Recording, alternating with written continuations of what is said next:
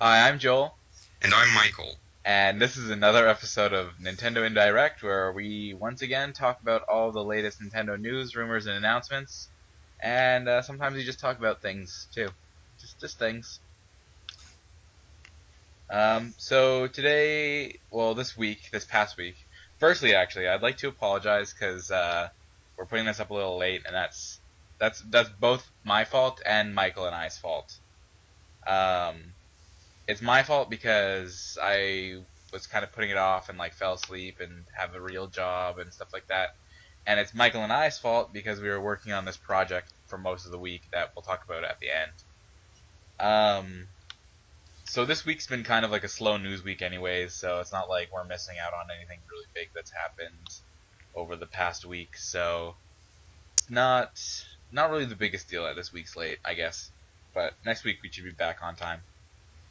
So the first thing that me and Michael wanted to talk about today is the rarest 3DS game that we're trying to get our hands on. We've talked about it in a previous episode, just briefly, in our introduction one actually. And this is Style Savvy Trendsetters for the 3DS.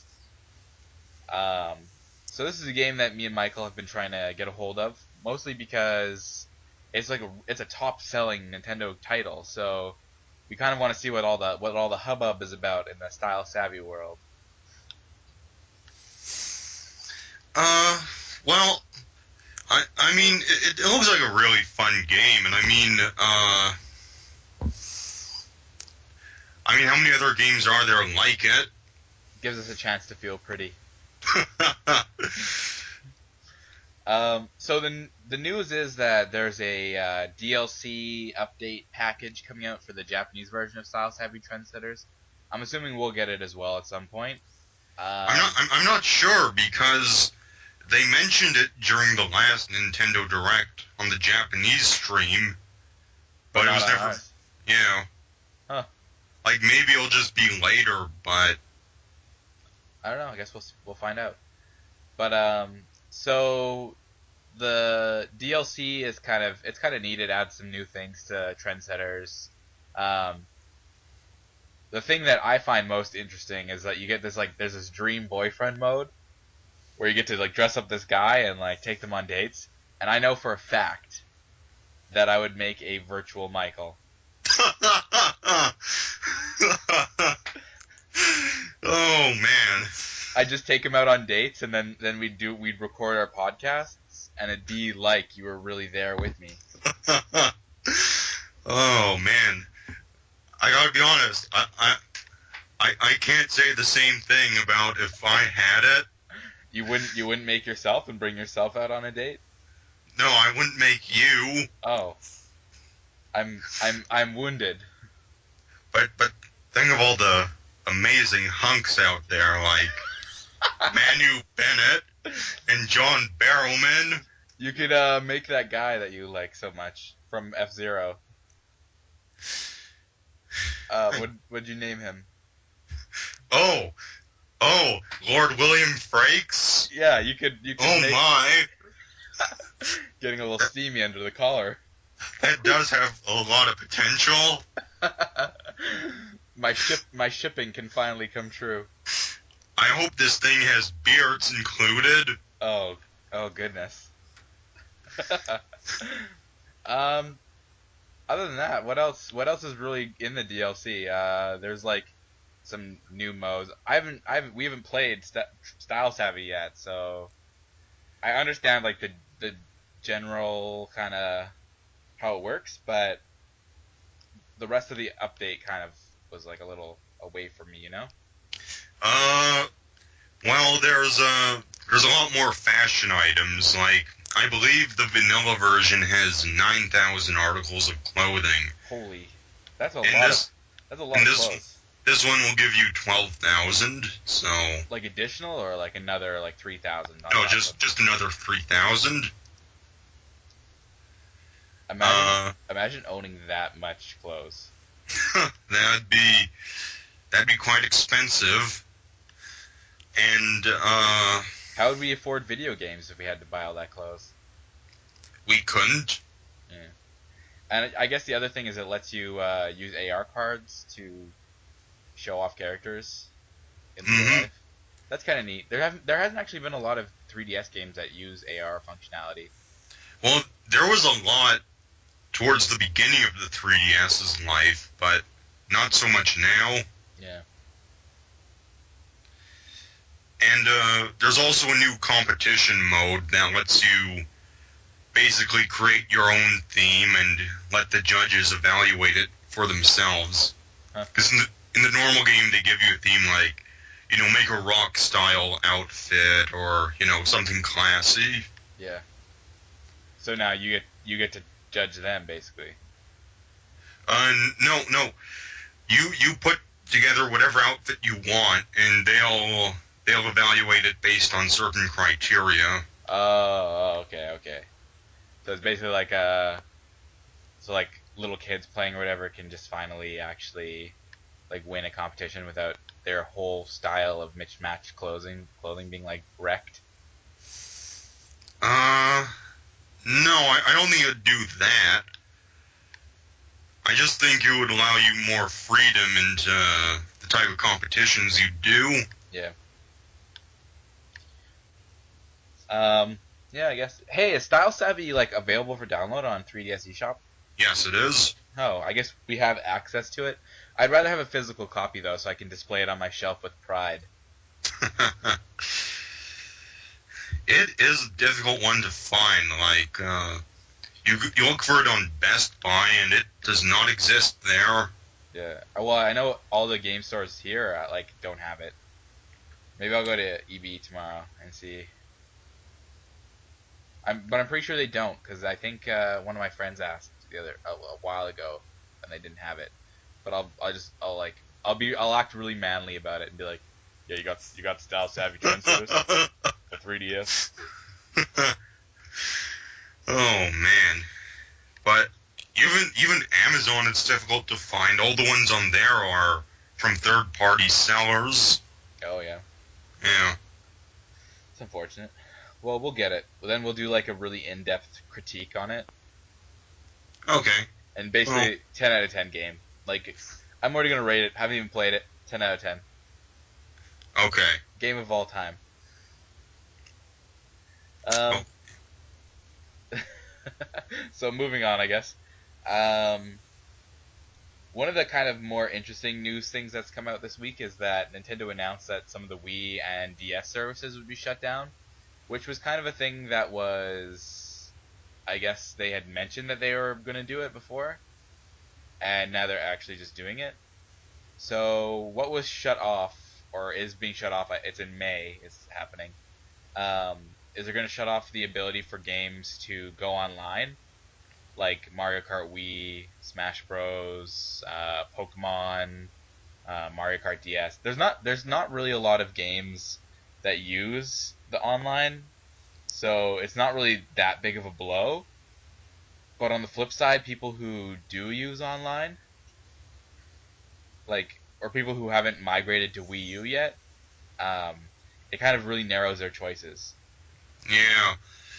But I mean, some of those games are, they're getting really old now. I mean, Mario Kart DS that came out in '05, I think. So just the fact that it's been online for that long itself is Yeah. amazing. Um, but actually, one of the things we were talking about this earlier. Michael finally did his Wii transfer, so now all of his Wii data is on his Wii U. And one of the things I realized after I had done my Wii data transfer is that I could still play Mario Kart Wii, but I couldn't use a GameCube controller anymore, which is what I prefer to play with. No? No, well, because the Wii U doesn't have GameCube ports, right? Oh, right. Yeah. So I can't even play it. Like I'd have to use a classic controller or a Wiimote, Yeah. which I'm not. I'm like a classic controller is all right, but a Wiimote is just not even like I'm not even gonna play that game using that at all. And same thing with Brawl. Like you can't even not that Brawl's online even worked most of the time, but you couldn't go online and use a GameCube controller. You had to use either of the other options. Um, so really, like the games I have that I could play online on Wii, I haven't been able to use lately anyways, so it's not a really big deal for me. And then in the meantime, I've got Mario Kart 7, so it's kind of like Um, it's kind of interesting though, because now there's basically no functional difference between a regular Wii and like a Wii Mini.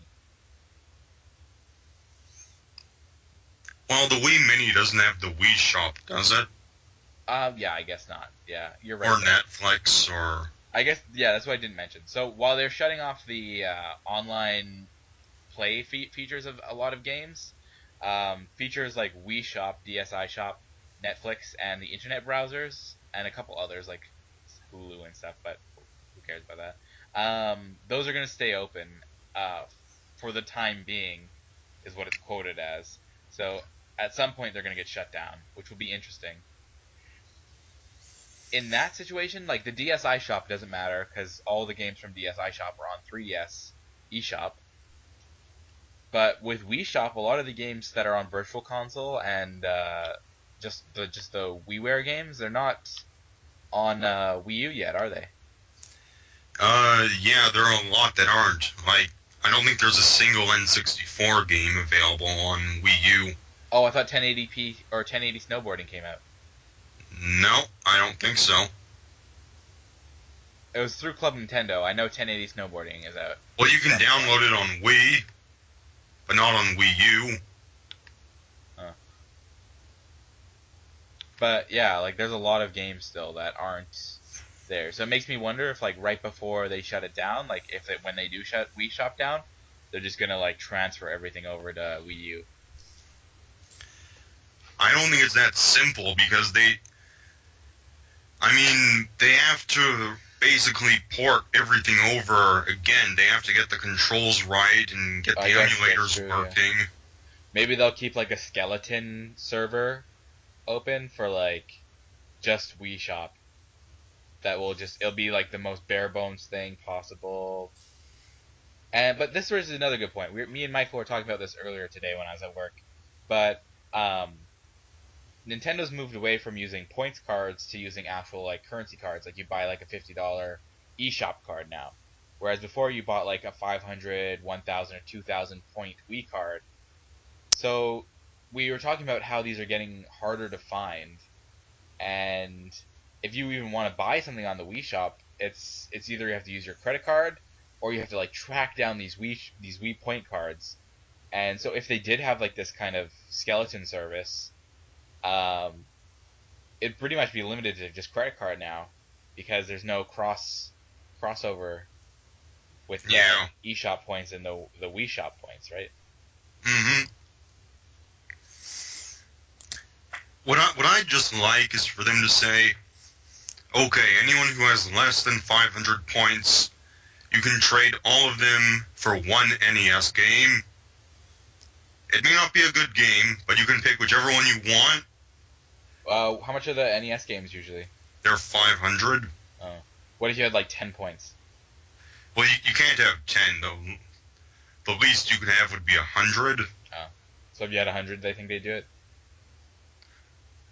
Well, the thing is they already have your money when you buy the points card. Yeah, that's true, actually.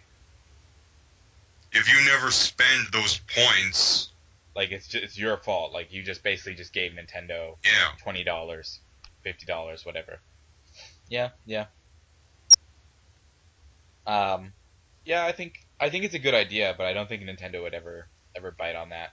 Yeah, I don't think they would either, but it's something I would like to happen. A man can dream. Yeah. I feel like this kind of is like signifying that Nintendo is going to be pushing more for people to get Wii U, because like it's easy to shut it off, right? And then like what's the point of even playing those games if like the games that you have that are internet access or like when you can't even bring them online? Yeah. Like it's a big bummer. Well, I mean, strategically, the timing's pretty good, too, because Mario Kart 8 releases, like, less than 2 weeks after that goes into effect, so... It's kind of like it reminds me of Call of Duty. Like Call of Duty doesn't do this, but you think they would, because like you don't want people playing Call of Duty Black Ops 2 when Call of Duty Ghosts come out. Like you want to basically force people to keep buying your stuff. Yeah. But it also kind of spreads animosity as well in that way, if you did it frequently at least. The worst is going to be for games like Pokemon Black and White 2, which have only been out for a couple of years, and now, they're pretty much going to be dead with all their connectivity. Yeah. But then again, like, a lot of people won't be playing Black and White 2 online, right? Like... Yeah, but I mean for trading and stuff like that. Yeah. I mean, there are probably people... You can still do local trading. Yeah, that's true. But really, that's only works in, like, really big places. Like, big towns and big cities and stuff. Yeah. Everyone should have Pokemon X and Y by now anyways. Just get a 3DS. It's pretty great. How long do you think it'll be? Do you think they'll shut down the rest of it eventually? Eventually, yes. When, I couldn't really predict. Yeah. So yeah, if you guys have any kind of like questions or like, well, comments or opinions more, I guess, on that situation, like what do you think about that? Yeah, we'd like to hear. Like I said, it's probably gonna be a pretty slow news week from like this week and like next week as well. Michael thinks next week's gonna be slow. But. Well, I really don't think much interesting will happen. Probably not till Yoshi's New Island is released. Yeah. When's that? Next month? It's sometime in March. Like March 18th or something. I'm not sure. I don't have the... It's like the beginning, I'm pretty sure. Not a big deal. Anyways, two kind of funny things happened in Smash Bros. We usually leave Smash Bros till the end, but I think we'll just talk about it kind of in the middle right now. Okay. Yeah. So two kind of hilarious things happened in Smash Bros. Little bubble this week. That was the first was they confirmed Dedenne, which is the Pikachu clone, the little hamster from Pokemon X and Y, as a Pokeball for Smash Bros. And they also confirmed Waluigi returning as an assist trophy. And he's basically does the exact same thing that he did in Super Smash Bros. Brawl. And this was much to the chagrin of many a Smash roster makers. I know Waluigi has like a really big fan base of people who are like, we want you in, like we want a Wa in the battle, like this is like why can't we play as Waluigi? He deserves to be in Smash Bros. And I know I've seen a few people that said that Dedenne should be a playable character, which doesn't make sense to me because Dedenne is so new and Dedenne is like such a small Pokemon. I mean, I'm even surprised he's a Pokeball. Well, I'm not surprised he's a Pokeball. I mean, he's the cute mascot for the Kalos region. I guess. He's not even that prominent, like, or it's not even that prominent in like Pokemon X and Y though. Like, I don't even remember battling that many, like maybe 3. Yeah, but in the anime, one of the characters has a Dedenne, so. Yeah, it's the anime though. Yeah, but the anime is what brings all the money in. But either way, like, so fans of well, why this was funny is because not only were they confirmed as being basically items, but Sakurai, for Waluigi specifically, said just because you try hard doesn't mean you'll get in the battle. So he was basically just egging on, I guess. What would you call that? Trolling. Yeah, or like he was like condescending upon Waluigi Smash Bros fans who wanted him in the game specifically, just like no, nah, it's not gonna happen. So you can beg me every day all you want, and Waluigi will never get in. Well, I don't think it's just about Waluigi. I think it's, just because you have a lot of fans asking for you doesn't mean you're going to be in the game. Like, I could see the same being said for King K. Rool. uh, shots fired. Yeah. I think King K. Rool would be a great character to be in it, but we've talked about this dozens of times. Like, he hasn't been in a game since the 90s. Well, I guess he was in Mario Sluggers, but that doesn't count because that's not really even like a main series or anything. He was in all those DK Climber spin-offs, but Oh, was he? yeah, but Oh. those are spin-offs too. Yeah. So, like, what you said is that he's basically been forgotten in Donkey Kong Country history. Like he's retired from it basically. Mm. So I would love to see him get in, even as an assist trophy. It'd be funny. Uh, but I don't know. There's other people who should be in it before King K. Rool. Mainly Ridley. He might be a bit big though. Ah, no, Michael, stop He it. eats people. Who cares? That would be like making Godzilla man-sized. Yeah, that's fine because scales don't matter. It's just Ridley. He's like the BAest mother effer that ever graced my hypothetical brawl rosters. If I could choose one character, like top character, it'd be Ridley to be in, hands down, because he's just so cool and he's terrifying. Like he's just this giant bony pterodactyl, space pterodactyl, who's evil and a genius and robot sometimes.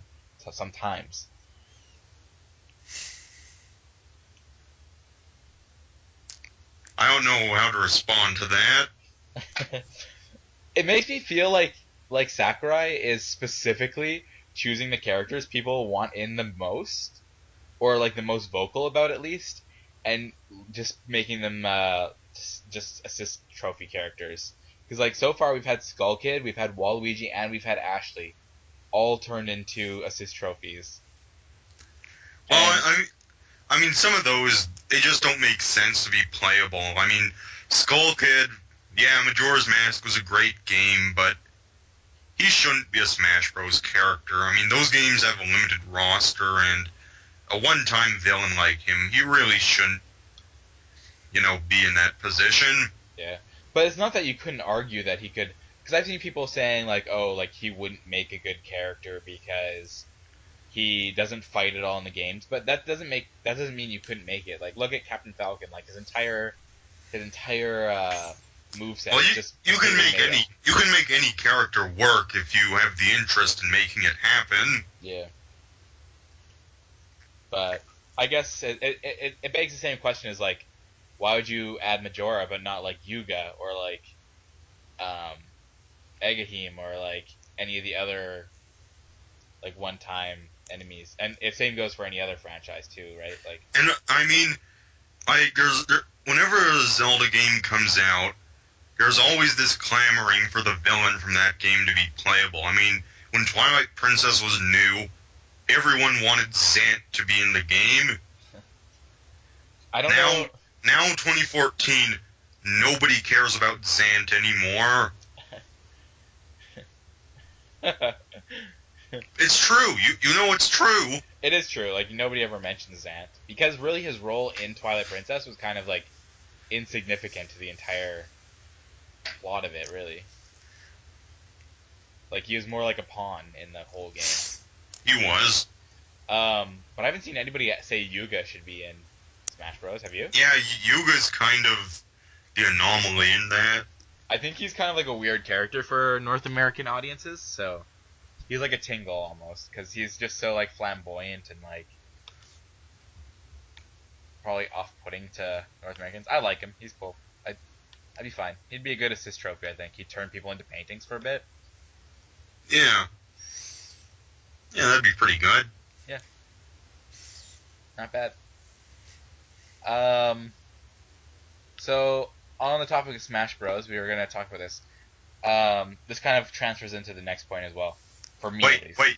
Okay, you got something else? Okay, okay, Well, okay. do you want to talk about today's screenshot?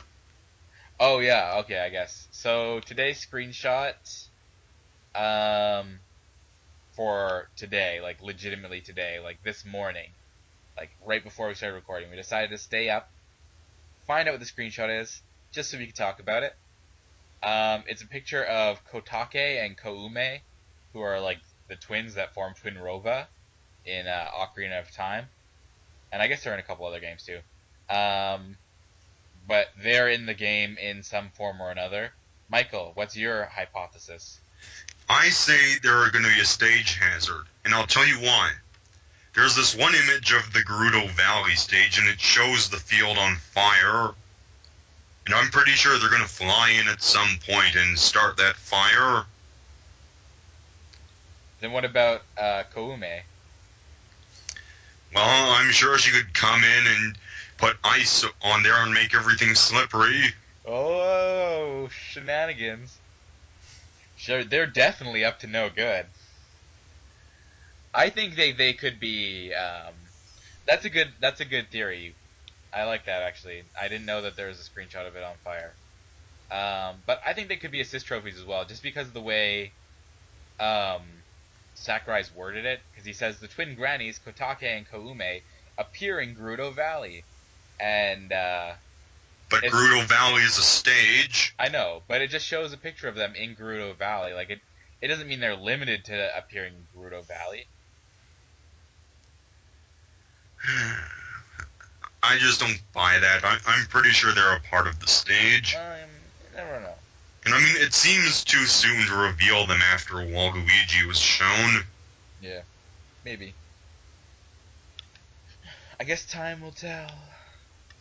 But yeah, it's a pretty interesting pictures.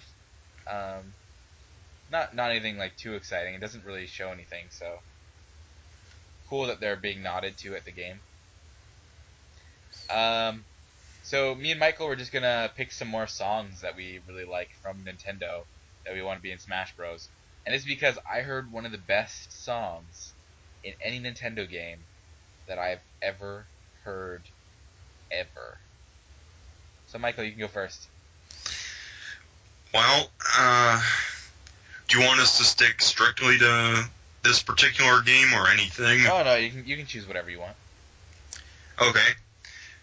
Well, since we're doing anything, I would take Peppy's theme from Star Fox Command. That the theme was also used in Star Fox Assault, and it was just a really good heroic theme that'd play whenever the Star Fox team, you know, they're doing something kick-ass. And, I mean, it just has a really heroic vibe to it. Like and you like hear it and you're like, yeah. yeah, I know you didn't play Assault, so I don't really want to spoil it about when it plays in that game, but whenever it plays, something great happens. Uh, well, I'll like always, I'll post the songs at the end in the description. So Yeah, okay. it only plays during cutscenes, so you'll have to post the command version. All right. So my song pick links in to what we're going to talk about next, and we've already talked about it before, and that is Donkey Kong Country Tropical Freeze. And I know you guys are probably really tired of us talking about this, but I've had some time to play it more so than I have before. Like in World 3 now. Just me and Crystal play it together, so we don't really have a lot of time to like play it because we have other things to do in our lives. Unfortunately, we don't get to play Donkey Kong all day. But we got to World 3, and that is what is that? What is this stage called? Uh, Grassland Grove, I think. Yeah, or it's Groovy Grasslands Okay. is the first level, and I forget what the world is called. Something Savannah. Oh, probably like Shaken Savannah or something. Anyways, point is, Groovy Grasslands has one of the best songs I've ever heard in any Nintendo game.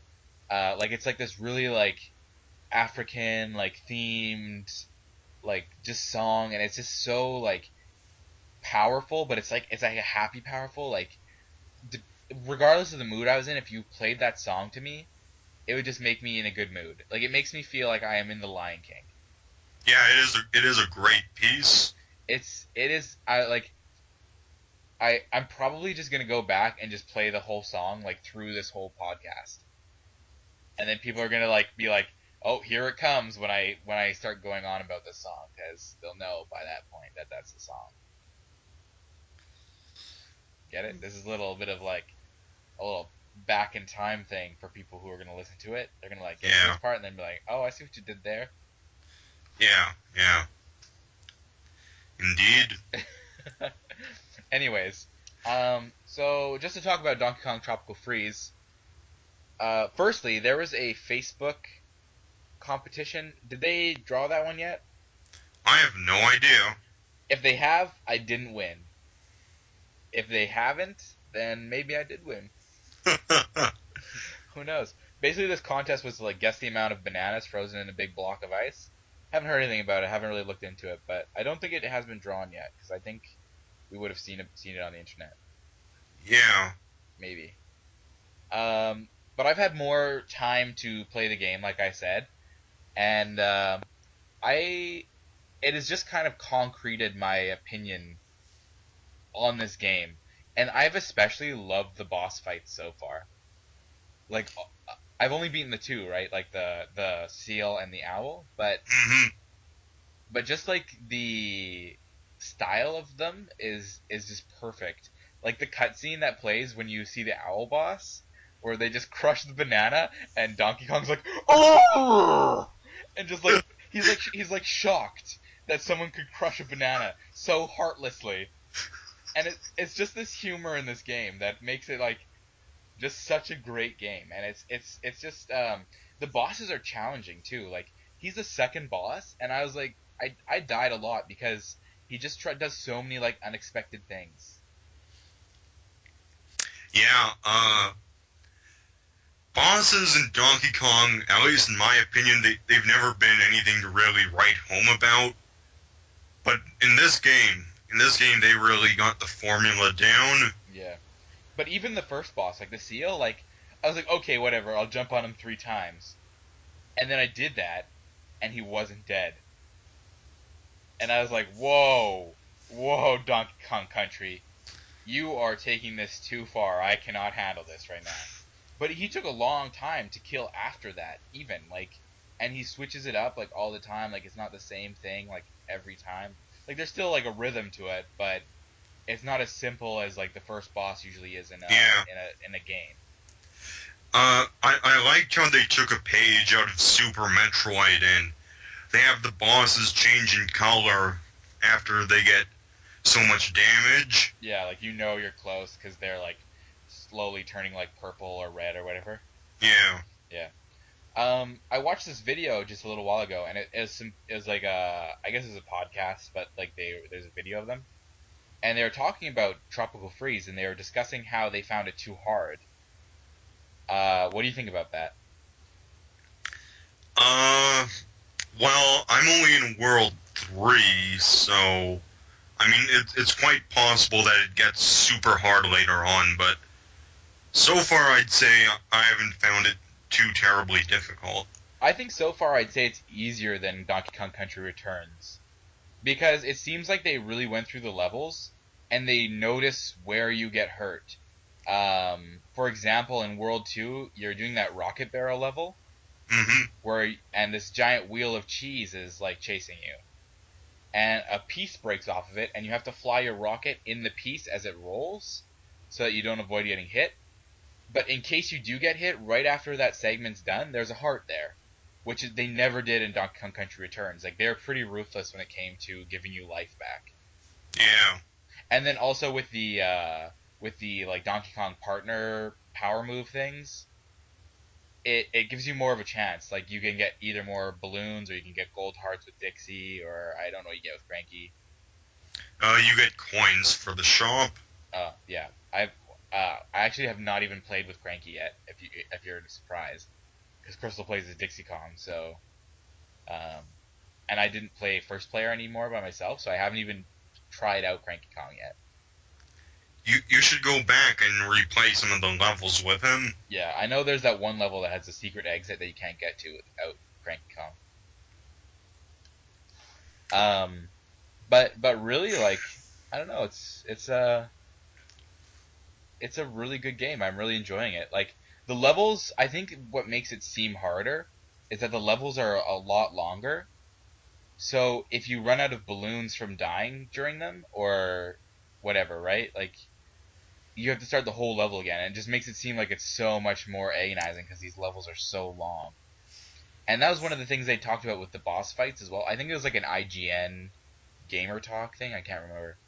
Um, but they were discussing how when you're doing the boss fights, there's several phases to the boss fights. Mm-hmm. For example, the owl, you go up like 3 heights. Yeah. But there's no checkpoints in between these 3 phases, and it takes like maybe 3 minutes or 5 minutes, depending on how good you are, to get through each phase.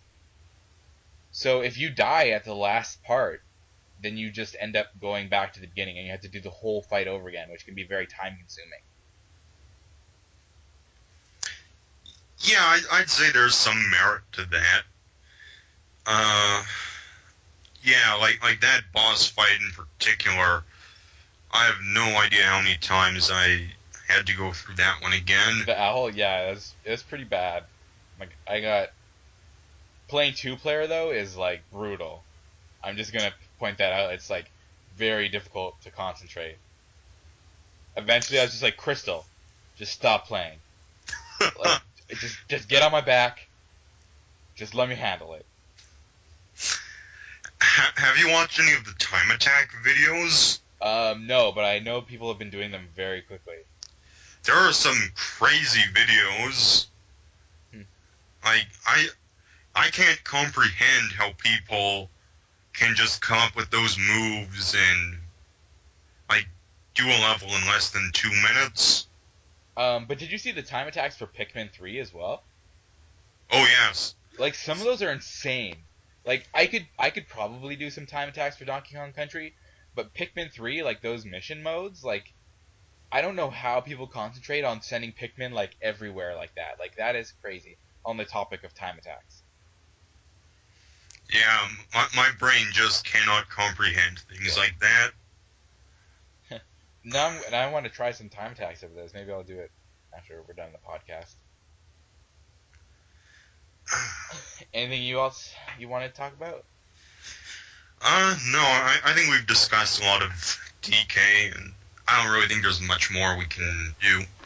Yeah, no point in kicking the gorilla while it's dead. Yeah.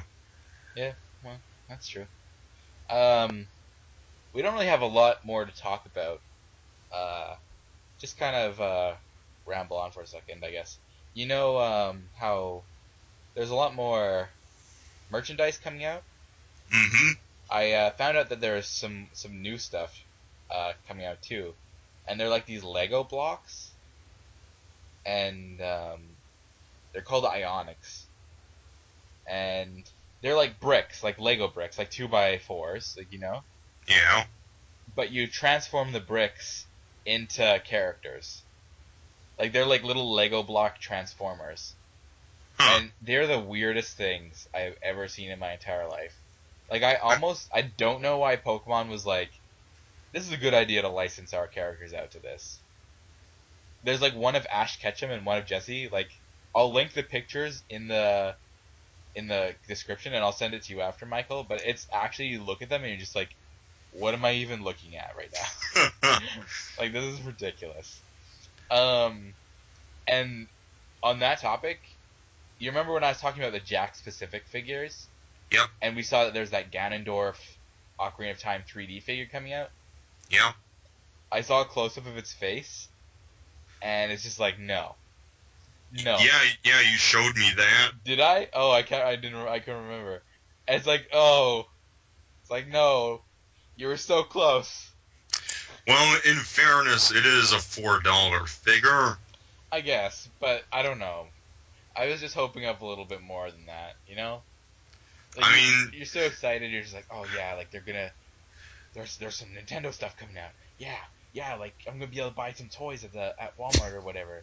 I know that makes me sound really childish, but it's a big part of my life is going to Walmart and looking in toy aisles. Uh, but I just saw it and I was like, ugh, ugh.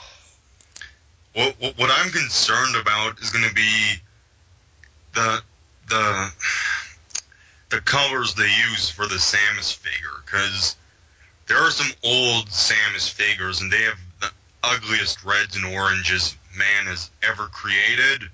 Uh, what about do you like the Samus Figma? Yeah, it looks good. Somehow those pictures from Toy Fair made it look horrible, but No, I can confirm because I have it. I'm actually like looking at it right now yeah. across the room.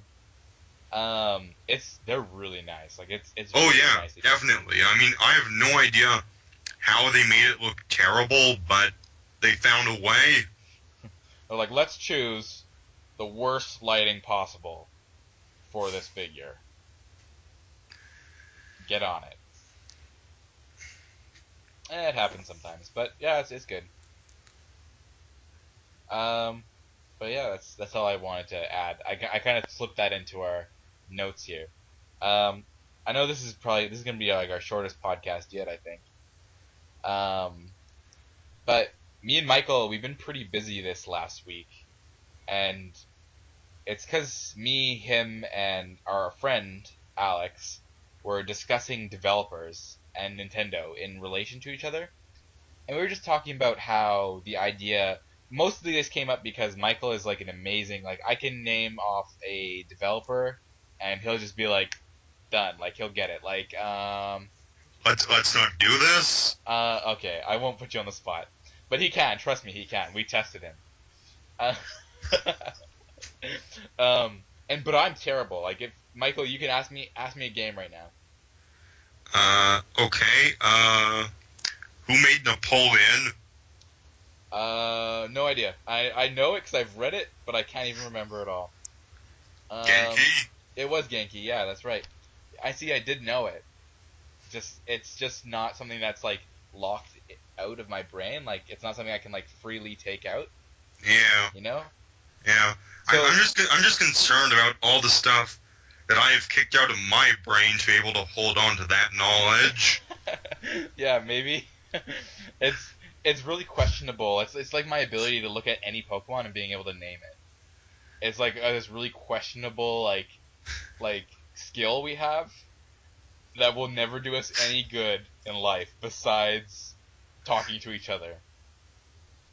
And then it's not even like it's relatable because like you can talk about it to me, I'm just like yeah, okay, like just nodding my head and smiling like, yeah, yeah, because I don't like I know developers are important and like they make a game and like a game wouldn't exist without developers. But to me, it's more like the universe and the characters themselves and like the game setting that's more important. Like that's more noteworthy than this studio who is basically just asked by Nintendo. What if it's a puzzle game? What do you mean? Well, I mean, a game with no characters or story, a puzzle game. I guess that's different. That's a little bit different.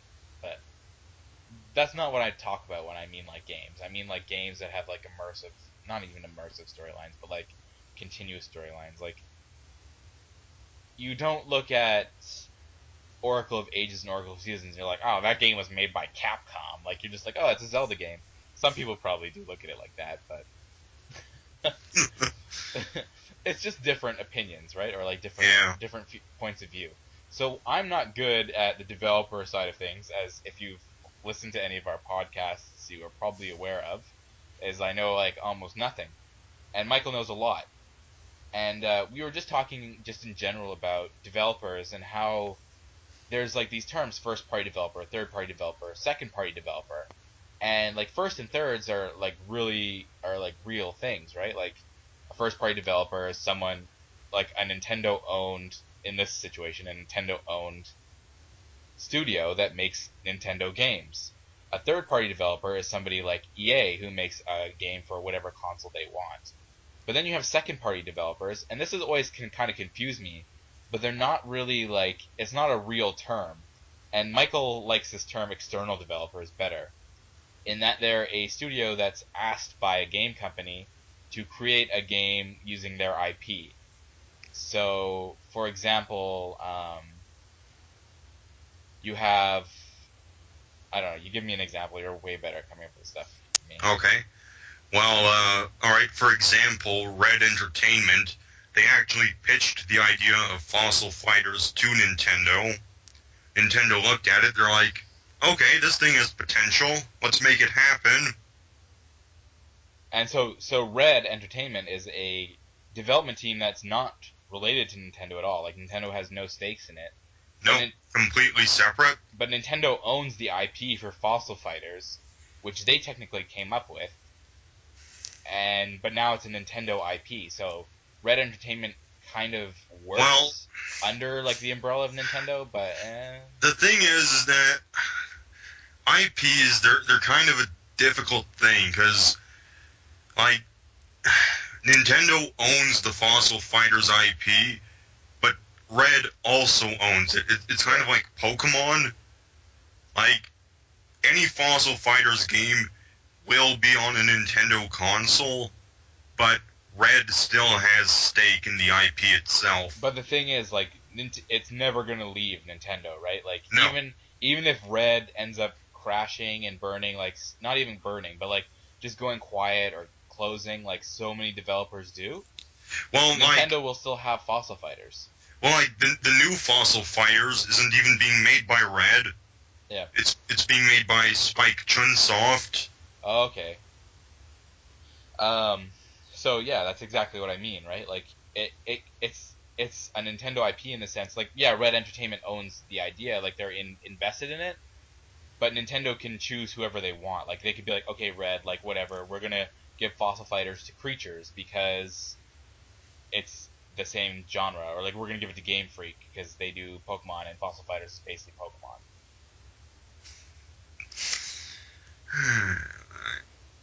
I think you'd upset a lot of people with that analogy, but okay. I'm over exaggerating. Yeah. So what we tried to do, we decided that it was a good idea to go back in time to the beginning of Nintendo making video games, which is like not even a scratch in their entire history. You thought it was a good idea. Well, I was like, "Hey, you want to do this?" And you're like, "All right." That's exactly what you said. I'm pretty sure you just said, "Okay." Sounds like something I'd say. Yeah, but anyways, this is you probably would do this by yourself if I gave you the idea. I was like, "Hey, Michael, you should do this." You'd be like, "Okay." So what we've been doing is we have been looking at every Nintendo game. Actually, Michael's been doing this more so. We split it in half. So Michael looks at the Nintendo games and figures out whether or not they're Nintendo IP or like fall under Nintendo's IP, and then he finds out which developer worked for it. So we have things like Nintendo R&D and Nintendo SPD and Hudson and HAL and Game Freak and Retro and Rare and all these companies. And we just wanted to show kind of a visual aid of how these companies are related to Nintendo on it's supposed to be more like a flowchart originally, but I realized like while we were making this that it doesn't work that way. So it's more of like a time scale. Like it shows like where these companies were in relation to the time scale of Nintendo, mostly R&D releasing games. And what year are we in right now? We haven't worked on it for the last couple days. We ended on 2007. Yeah. So we went from 1983, 1975 to 2007. And this has literally taken us, like, we put like 30 hours of work into this already. 30, I'd say, is probably a stretch. We've put a lot of time in this. The first day we worked on this, we did like a solid 7 hours of work on this spreadsheet. Yeah. So yeah, I didn't. My part of this is organizing it, so I make it look pretty. What I just want to say though is that people shouldn't take this as, you know, a Bible 100% positive, sure about everything, because there are parts where we just don't know. Yeah, from this, like, I have learned a lot. There's a lot of series that are just like such small niche series I didn't know about. Like, they're released like in Japan, like released via Satellaview, like these weird things. And like, there's some of them they've just been lost completely to time, and it's kind of weird actually. Like, it's spooky. Yeah.